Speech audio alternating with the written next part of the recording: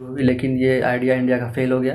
तालिबान आए वहाँ सरकार में, लेकिन तालिबान वालों ने एक बयान जारी किया, कश्मीर और अफगानिस्तान का कुछ लेना देना है नहीं। 2020 में ही जो अभी जो चीफ है। हाय फ्रेंड्स, आज ये दूसरा वीडियो होगा इस टॉपिक पे, अफगानिस्तान वाले टॉपिक पे। एक वीडियो पहले भी बन चुका है, ये सेकेंड वीडियो है। जो पहला वीडियो उसका लिंक डिस्क्रिप्शन में दिया हुआ है, आप चाहें तो देख सकते हैं जाके।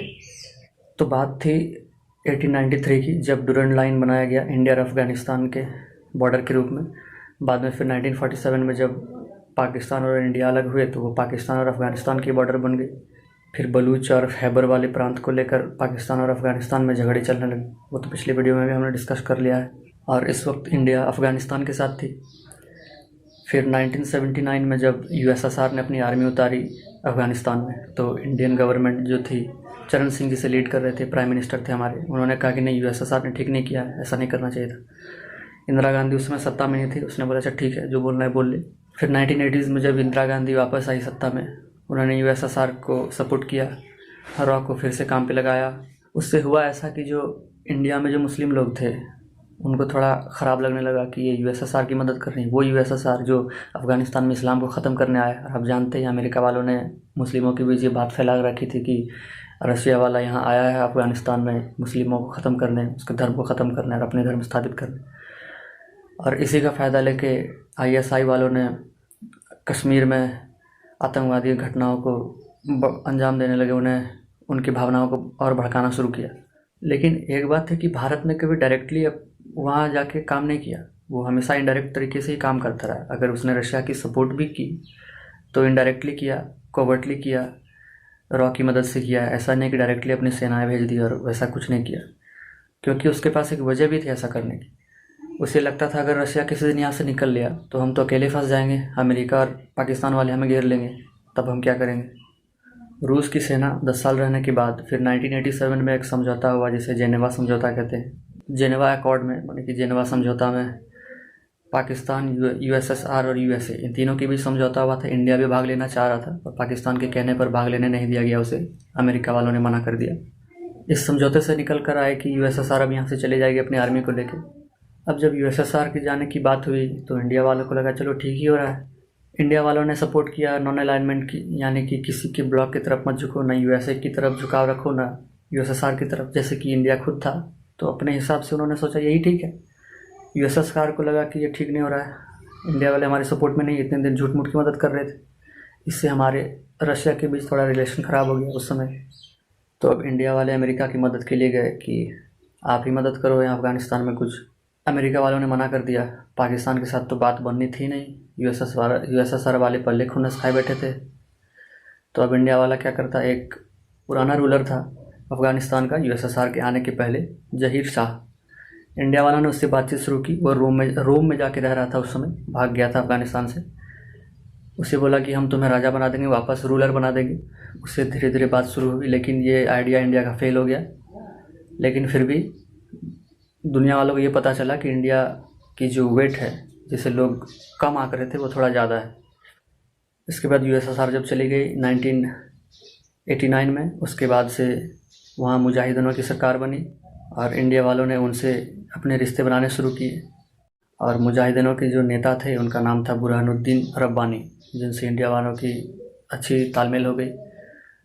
लेकिन संयोग से उनकी सरकार चली नहीं, आपस में लड़ने लगे।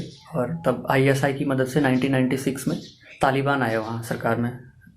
अब तालिबान को फंडिंग वगैरह बाकी गाइडिंग किया था आईएसआई ने। इंडिया वालों को थोड़ा डर सताने लगा, यार ये तो आईएसआई का पार्टी है, अगर हमने अपना पहचान नहीं बढ़ाया, अपना दोस्ती से कायम नहीं की, तो आईएसआई वाले इसे इस्तेमाल करेंगे कश्मीर में फिर से वापस आतंकवादी संगठनों को बढ़ावा देने के लिए, उनके कामों को बढ़ावा देने के लिए। इंडिया वालों ने तालिबान से बातचीत शुरू की, रॉ के कई ऑफिसर्स की मीटिंग हुई उनके साथ। फिर जाके 1997 में इंडियन एम्बेसी में अफ़गानिस्तान में ही रॉ के एक सीनियर ऑफिसर और तालिबान के जो मुखिया थे मुल्ला उमर, उनके बीच मीटिंग हुई, कोवर्ट मीटिंग हुई। उसके बाद फिर जो तालिबान के फॉरेन मिनिस्टर थे उस वक्त, वो इंडिया है, इंडियन पीएम के साथ उनकी कोर्ट मीटिंग हुई दिल्ली में।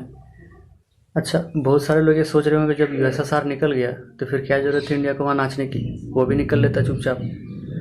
क्या ज़रूरत है उसे मुजाहिदीन सरकारों से रिश्ते बनाने की, फिर तालिबानी वालों से बातचीत करने की। तो ऐसा है कि भारत के पास एक वजह थी, उसका एक डर था कि अगर हमने अफ़गानिस्तान से रिश्ता नहीं बनाया, वहाँ जो भी सरकारें आती है उससे अगर रिश्ता नहीं बनाया तो पाकिस्तान अपना प्रभाव दिखाएगा और उसके बाद वो कश्मीर में आतंकी घटनाओं को अंजाम देगा। पाकिस्तान का तो अलग ही दुश्मनी था हमसे, पूरे भारत में भी देगा। कश्मीर अफ़गानिस्तान से नज़दीक था, इसलिए कश्मीर ज़्यादा वल्नरेबल था उस समय, अभी भी है। तो बस यही डर था कि जब तालिबान भी सरकार में आई तब इंडिया वाले तालिबान से भी बातचीत शुरू कर दिया। इंडिया वालों ने रॉ के एजेंट लग गए, कोवर्ट मीटिंग होने लगे उनके बीच में। और तालिबान के साथ तो एक अलग ही डर था, क्योंकि उसे बनाया था आईएसआई ने। अगर इंडिया वालों ने अप्रोच नहीं किया होता, अगर नहीं करता, तो उसकी तो पक्का चांसेस थे कि इंडिया में आईएसआई वाले तालिबान की मदद से हमला करवाता ही करवाता। ये सब चल ही रहा था कि 1999 में एक फ़ैसला दिया हमारे प्रधानमंत्री जो उस समय के थे। उन्होंने कहा कि तालिबान से हम डायरेक्ट तो बातचीत नहीं करेंगे। जो मुजाहिदीनों के जो लीडर थे, रब्बानी जो था, वो नॉर्दर्न अलाइंस नाम का एक ग्रुप बन गया था, उसके साथ में था। तो इंडिया वालों ने कहा हम इसके साथ टच में रहेंगे सामने से, और कोवर्टली हम तालिबान से भी डील करेंगे। तो ऐसा ही चल रहा था उस समय। तो प्रधानमंत्री के इस फैसले से बहुत सारे लोगों को डर लगा कि अगर तालिबान से डायरेक्टली कांटेक्ट में नहीं रहे हम तो तालिबान वाला नाराज़ हो जाएगा, वो आईएसआई के ज़्यादा नज़दीक चला जाएगा, हो सकता है आतंकी संगठन को बढ़ावा दे भारत में। लेकिन ऐसा हुआ नहीं। तालिबान तो खुश ही था, उसे कोई दिक्कत थी नहीं। उसे लगा अगर इंडिया डायरेक्टली नहीं आ रहा है, कोवर्टली भी आ रहा है, छुपके भी आ रहा है हमसे मिलने, तो ठीक ही है। क्योंकि अगर किसी दिन हमारा पाकिस्तान से झगड़ा हुआ बलूच और खैबर वाले प्रांत को लेकर, तो इंडिया वाले मदद करेंगे। इसलिए वो कोवर्टली भी इंडिया से मिलने में रुचि दिखा ही रहा था, कोई परेशानी नहीं थी उसे। उसके बाद आप जानते ही हैं 2001 में जो लादेन ने किया अमेरिका में, वैसा आतंकी हमला आज तक कभी हुआ नहीं था किसी देश में। उसके बाद अमेरिका ने अपनी सेना उतार दी लादेन को ढूंढने में, क्योंकि लादेन अफ़गानिस्तान में ही छुपा हुआ था, अलकायदा तालिबान के अंडर में ही पल रहा था। ये हमने पिछले वीडियो में बताया भी है। अच्छा, पिछले वीडियो का लिंक डिस्क्रिप्शन में मैंने दे दिया है, अगर आप देखना चाहें तो देख सकते हैं वहाँ जाके। फिर अमेरिकन आर्मी आई, उन्होंने मार मार के भगा दिया वहाँ से। अलकायदा वाले भी भागे, तालिबान वाले भी भागे, वो पाकिस्तान में आकर आईएसआई की छत्र छाया में आ गए। अब इंडिया वाले ने रॉ के सारे एजेंट को अफ़गानिस्तान में जो थे तो थे ही, थोड़े वहाँ रखे और बाकी सारे को भेज दिया पाकिस्तान। वहाँ उन्होंने कोवर्टली अपनी बातचीत जारी रखी, तालिबान से रिश्ते कायम रखे। ऐसा नहीं कि पाकिस्तान चला गया तब छोड़ दिया। फिर 2001 के बाद से या उस समय से जो भी हमारी सरकारें रही केंद्र में, हमारी जो भी प्रधानमंत्री रहे, उनकी फॉरेन पॉलिसी ठीक ही रही, अफ़गानिस्तान को लेकर लगभग एक जैसी ही रही। उन्होंने ऐसा किया कि पाकिस्तान में जो भाग कर आ गए थे तालिबान वाले, उनसे तो कोवर्टली बातचीत होती रही हमारे देश वालों की, रॉ के एजेंट के द्वारा। उसके बाद जो अफ़गानिस्तान में जो सरकार थी, जिसे अमेरिकी सेनाओं ने बनाया था, पपेट गवर्नमेंट जो स्थापित किया था वहाँ, उससे डायरेक्टली भी बात चलते रहा और ऐसा ही चलता रहा, ऐसा ही जारी रहा, अब तक जारी ही था। 2008 तक तो पूरे ज़ोर शोर से जारी था।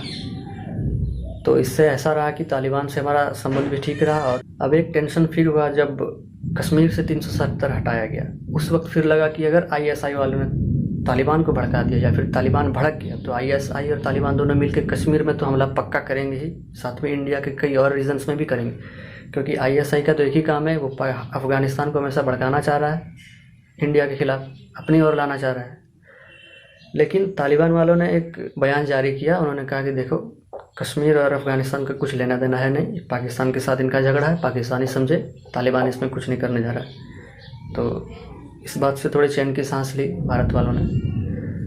तो ये हमारा फॉरेन पॉलिसी ही था जो शुरू से ही चली आ रही थी अफ़गानिस्तान के साथ। जब तालिबान बना 1994 में, 1996 में सत्ता में आया, उस समय से जो अब तक जो हमारी मीटिंग्स थे उनके साथ जो हो रहे थे, जो नेगोशिएशंस हो रहे थे, उनका ये फल था। जो तालिबान वालों ने कहा कि नहीं हम ऐसा नहीं करेंगे, जबकि वो एक रेडिकल ग्रुप है, वो कभी भी हमला कर सकता था, लेकिन उन्होंने कहा कि हम नहीं करेंगे। अब अभी भी बातचीत जारी ही है, अभी भी। अब तालिबान वालों ने 2020 में भारत से मदद भी मांगी थी 2020 में, तो भारत ने कहा ठीक है हम मदद तो करेंगे, लेकिन आप जो वहाँ जो वायलेंस हो रही है, जो घटनाएं हो रही है, उन्हें कम कीजिए, उन्हें ख़त्म कीजिए, आप शांतिपूर्वक सत्ता कायम कीजिए, फिर हम आपकी मदद ज़रूर करेंगे, वादा किया। 2020 में ही जो अभी जो चीफ है, तो 2020 में जो चीफ थे तालिबान के, मुल्ला मुवत्तकिल वो आए थे भारत दिल्ली, यहाँ के हमारे नेगोशिएशंस के लिए हमारे ऑफिसर्स से मिले, हमारे राजनयिकों से मिले। तो अभी तो फ़िलहाल ठीक ही चल रहा है इंडिया और तालिबान का, या फिर कहें अफ़गानिस्तान का, और उम्मीद है कि ऐसे ही चलता रहे। भारत सरकार इस दिशा में अच्छे कदम उठा रहे हैं, शुरू से ही अच्छा कदम उठाया जा रहा है, आगे भी उठाया ही जाएगा अच्छा ही।